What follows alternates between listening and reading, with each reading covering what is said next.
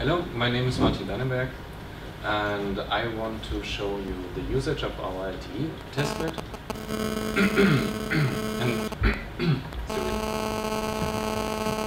The outline of this presentation is first the introduction, then I will explain you our available hardware.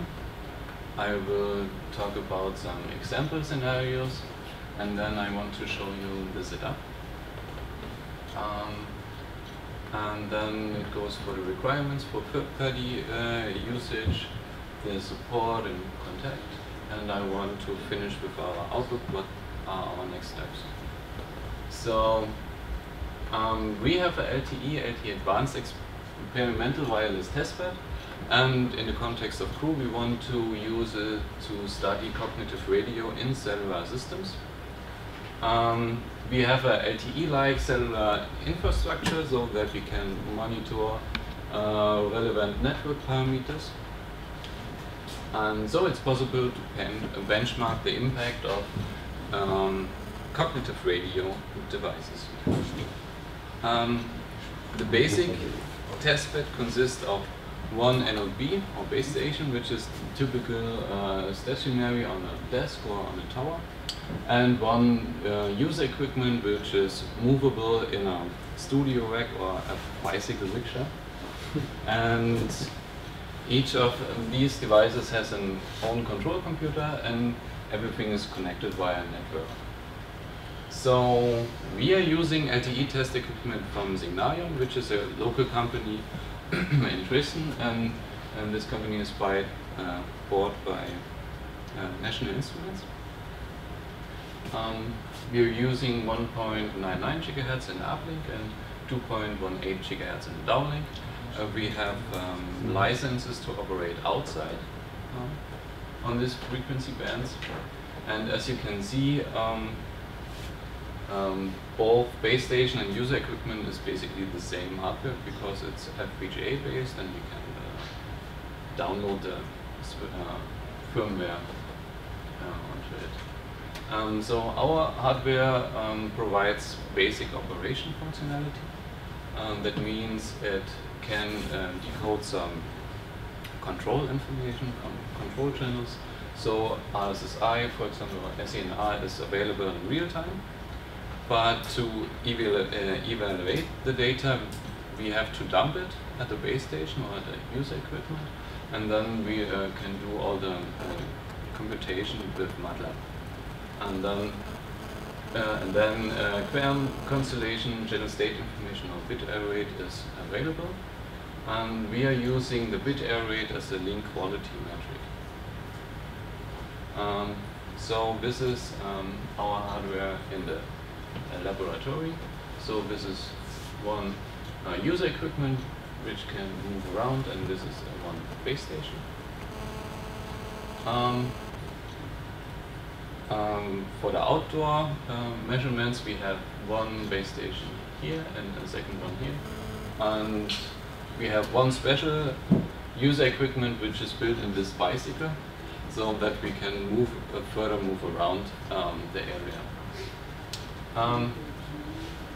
To use cognitive radio, we have another device which is also from Signarium, and this can transmit arbitrary waveform. So it's possible to generate the time signal in MATLAB, download it to the device, and afterwards it's transmitted. So you can use OFDM, our 5G waveform GFDM, or whatever.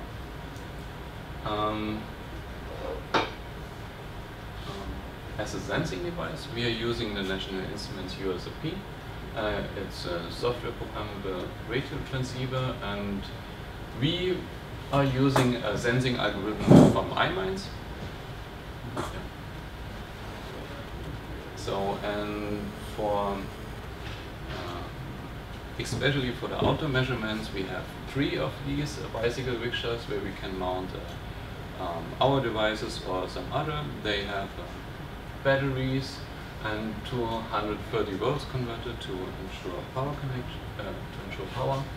We have a GPS receiver for time synchronization of our base station or other devices, and of course for position tracking of the UEs. Also, a spectrum analyzer and signal generators are available.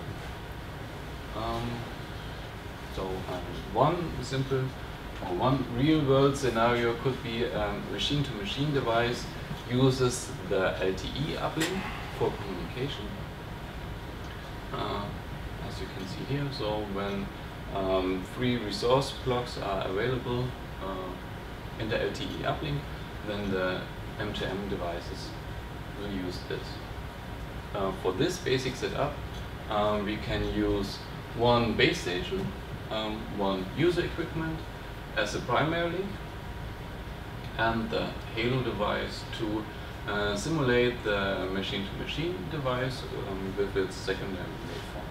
And so it's possible, for example, to study the impact from these secondary waveforms on the primary link.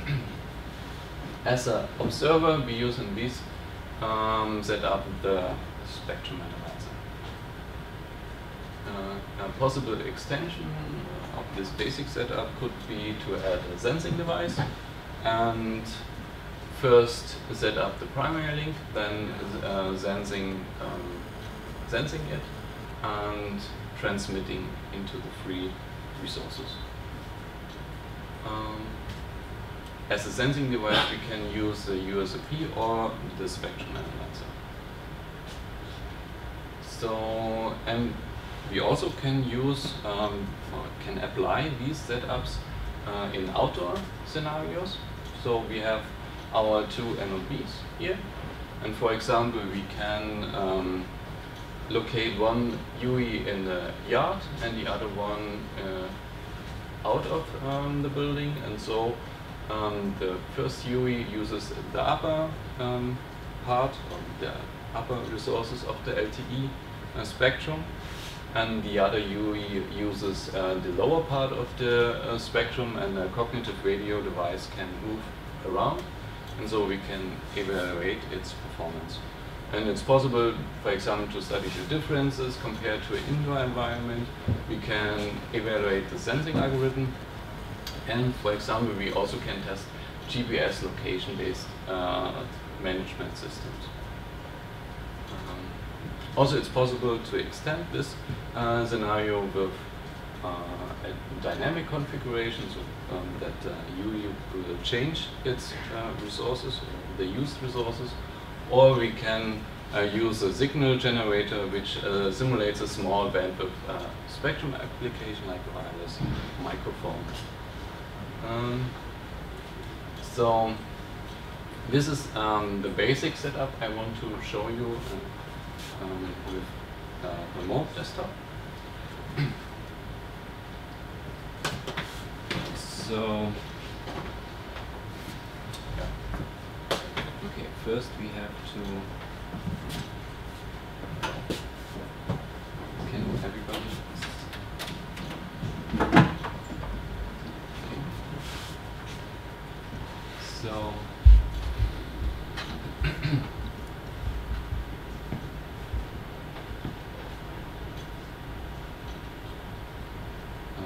first we have to set up the base station.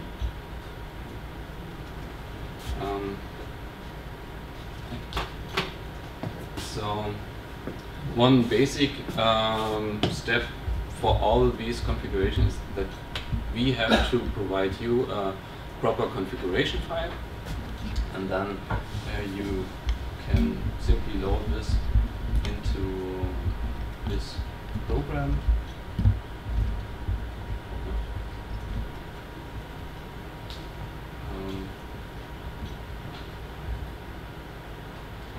Reset the base station and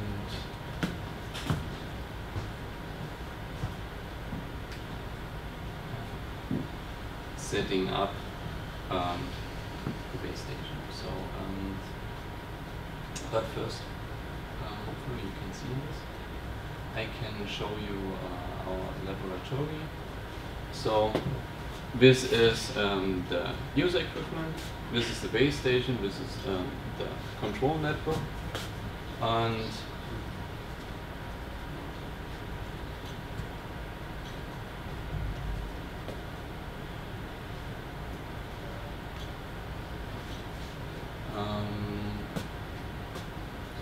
this is the Halo device and the spectrum analyzer. And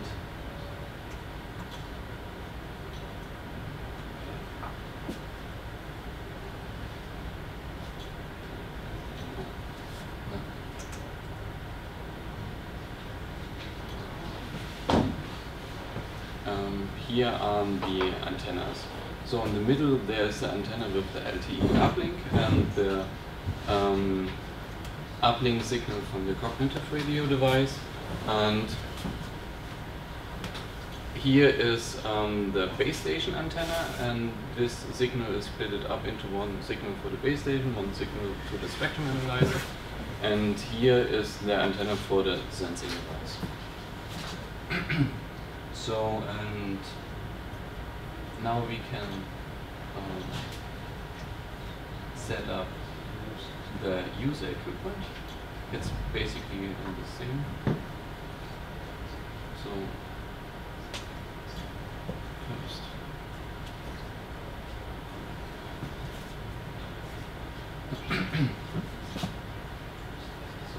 first, the downlink config, then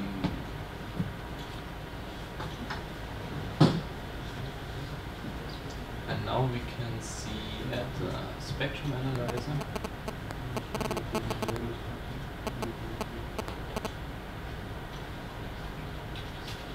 Okay, now this is the resulting spectrum.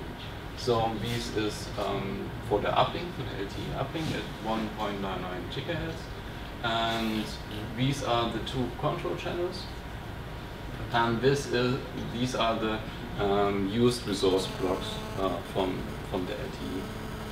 So, and now we have to capture the IQ signals from the base station. It's also done via this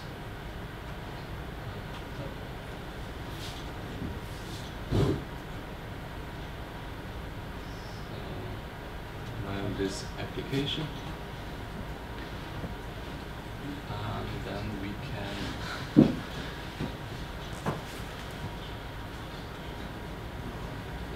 have another app. This app has the complete MATLAB script.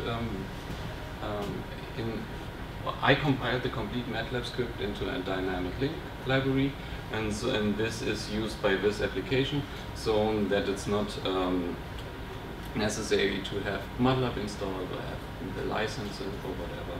It's just the MATLAB runtime you can download, and the internet must be installed. So, and now we can see the same. So here are the two control channels, the uplink, and here is the bit error rate, which is very good, and the IQ signals. And then we are controlling we are starting the secondary system, secondary waveform.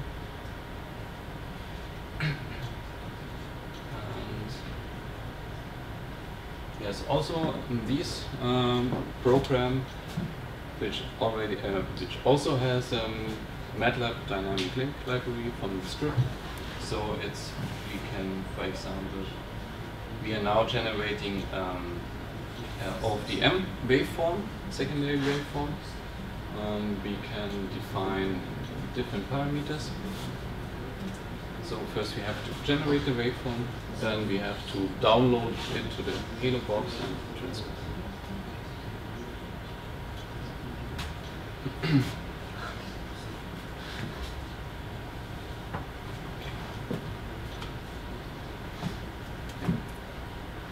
These are old notebooks.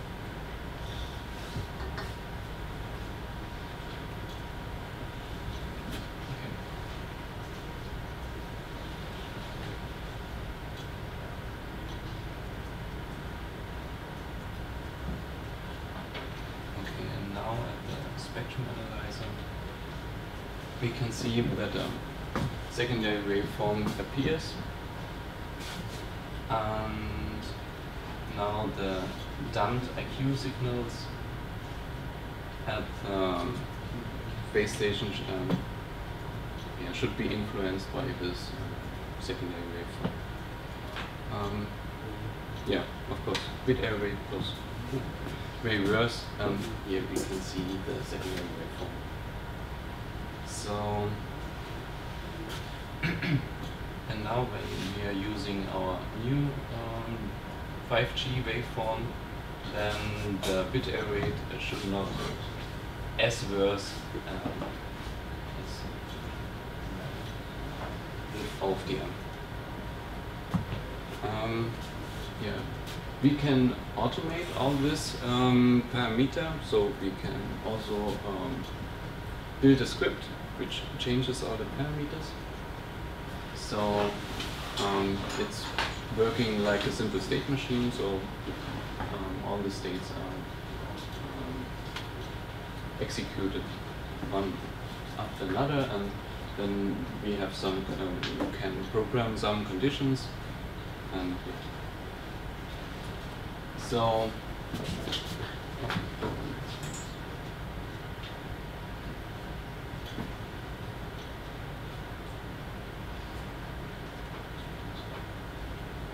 okay, now our new 5G waveform appears, and it has really a better spectrum, and now the bit error rate should not be as much as before. Okay, yeah, the requirements for third-party usage is that you have to come to Dresden and bring your devices or ideas. So we basically need scenario description if you want to do indoor-outdoor measurements. We have to know some information about your hardware requirements and software requirements. And of course we have to discuss the parameters and metrics you want to measure. Yeah. Okay. So available support is that we can help you to prepare the measurement, setting the test equipment up. We can help you to apply new waveform to the secondary device when the time signal is available. We can assist you to prepare these script-controlled measurements, and of course we can give you documentation of all these devices. So these a slide with all the context and the people which are involved, and the outlook. For future use, we want to migrate to a new hardware platform. So we want to use the National Instruments PXI system with LabVIEW. It's also FPGA based, and the first step is to implement our new 5G waveform into these devices.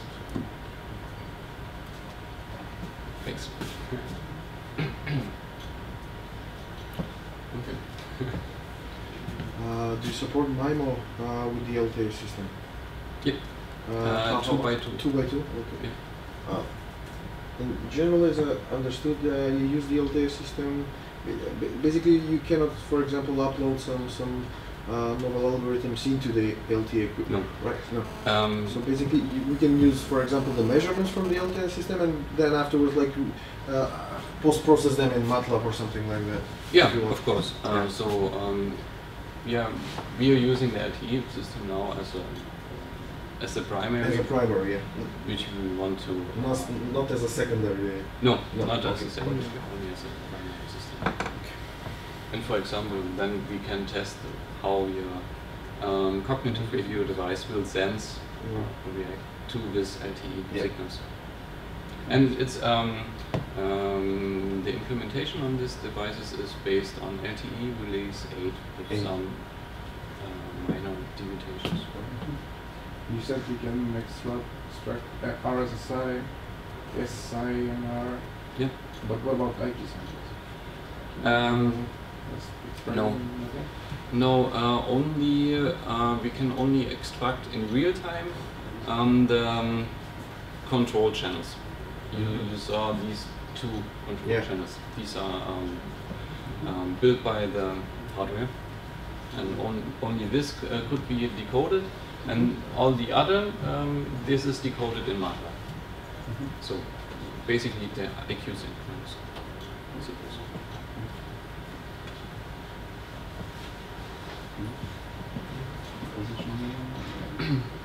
Okay. Then thanks.